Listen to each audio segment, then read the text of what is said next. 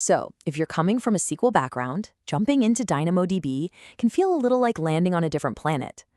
The goal here is to give you a roadmap, a sort of conceptual translator to help you navigate from the familiar world of SQL to the really powerful web-scale world of NoSQL.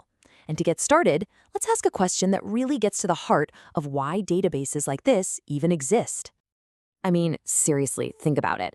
How do these massive apps, gaming, social media, e-commerce, handle millions of people all at once with terabytes of new data flooding in every single day without just collapsing? Well, the answer really boils down to a fundamental shift in how we approach databases. And that's the perfect lead-in to our first section. Why even bother with NoSQL? It's really a solution that was born out of necessity, for a scale of application where the old playbook for databases just wasn't cutting it anymore. Okay, so here's the fundamental difference. It's all about scaling up versus scaling out. With a traditional SQL database, when you need more power, you scale up. You buy a bigger, faster, much more expensive server. It's like one giant machine doing all the work.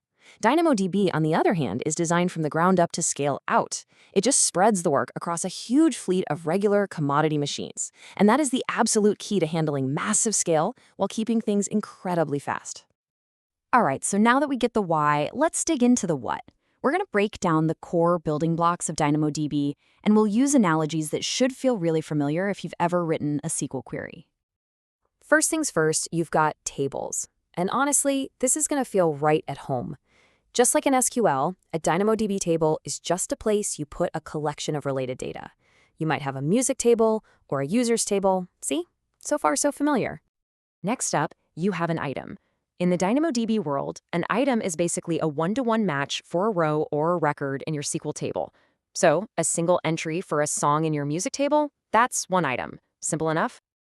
And to round out our little trio, we have attributes. Every item is made up of these attributes, things like first name, album title, release year. This is the direct parallel to a column or field in a SQL database. Okay, but this is where things get really interesting and start to feel different. Think of a SQL table like a super strict spreadsheet. Every single row has to have the exact same columns, no exceptions. DynamoDB, it's way more flexible. It's schemaless. Beyond the primary key, which is required, each item can have its own unique set of attributes. One song might have a featured artist attribute, and the next one might not. This flexibility is a game changer for applications that need to evolve over time. But all that flexibility has to be built on one really solid foundation, and that is the primary key. In DynamoDB, the primary key isn't just some unique ID, it is the absolute engine that drives performance. And let me tell you, in DynamoDB, getting this right isn't just important, it's everything. So, you basically get two flavors of primary key to choose from. The first is a simple one, just a partition key. This is a single attribute, like a user ID, that uniquely identifies an item. The second option is a composite primary key. This is a bit more powerful. It combines a partition key with a sort key. So you could have artist as the partition key and then song title as the sort key. So how does this partition key actually work its magic? It's actually a really elegant and brilliant process. DynamoDB takes the value of your partition key, say the artist's name, and it feeds it into an internal hash function. The output of that function points directly to the physical server or partition where your data is stored. That's the secret sauce. That's how it finds your data in the blink of an eye, no matter if you have 1,000 items or 1 billion. And this is where that composite key really shines. The partition key, artist, gets you to the right shelf of data instantly.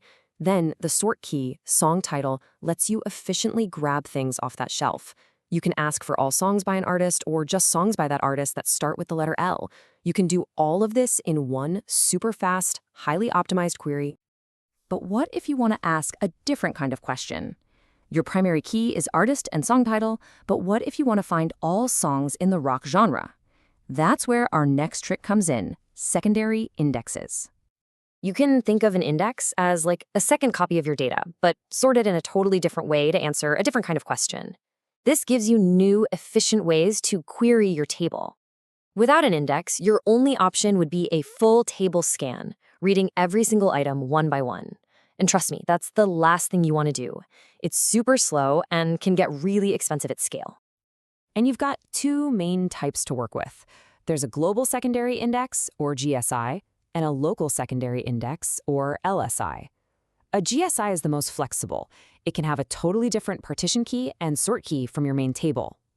An LSI has to share the same partition key as the table. Honestly, 9 times out of 10, you're going to be using a GSI because it gives you the most freedom. Okay, so let's tie this back to our music example. We can create a new GSI on our music table where genre is the new partition key and maybe album title is the sort key. Just like that, we've created a brand new high-speed access pattern. We can now instantly ask DynamoDB for all albums in the rock genre, something that was just not going to happen efficiently with our original artist and song title key. All right, we've gone through the theory, we've talked about the building blocks. For this last section, let's put it all into practice and do a direct side-by-side comparison of some common operations. This should really make the differences click. So just look at creating a table. On the left, you've got your classic SQL. It's rigid. You have to define every single column and its data type right up front. Then you look at DynamoDB on the right, and it's so much simpler. All it really cares about is the name of the table, what the primary key is, and how much capacity you think you'll need. That's it. Writing data tells a similar story. A SQL insert is pretty straightforward, but check out the DynamoDB put item. You can just embed a complex, nested JSON object right inside an attribute. And this is a huge, huge deal. It means your database can perfectly mirror the objects in your application code, which can simplify things tremendously. And how about just reading some data? Well, when it comes to just grabbing one specific item by its primary key, the SQL select statement and the DynamoDB get item operation are actually very similar. They're both incredibly efficient ways to pinpoint exactly the piece of data you need. Okay, deep breath. This is probably the single biggest mental hurdle for anyone coming from SQL. DynamoDB is non-relational, which means it does not support table joins. Trying to do joins across a huge distributed system is super complex and slow.